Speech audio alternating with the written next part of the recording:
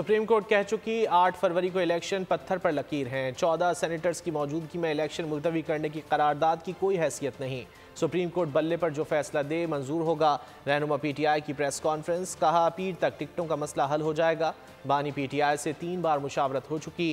دی economist میں بانی P T I کے مضمون کو اون کرتے ہیں، انہیں عدلیہ پر اعتماد ہے، عدلیہ مخالف کوئی بیان نہیں دیا۔ پریس کانفرنس کے دوران شیر افضل مروت نے اختلافات کی تردید کر دی، بولے بیرسٹر گوہر کو ہی چیئرمین مانتا ہوں، ان کا بیان پارٹی پالیسی سمجھا جائے گا۔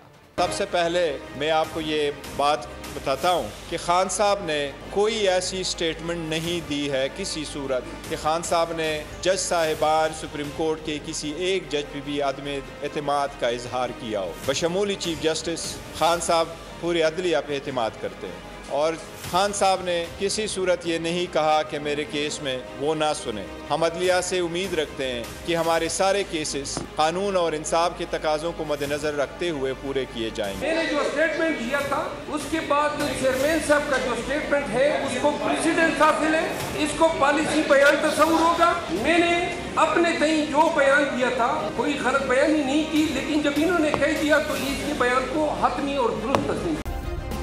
سبسکرائب کریں اور بیل دبائیں تاکہ کوئی خبر رہ نہ جائے۔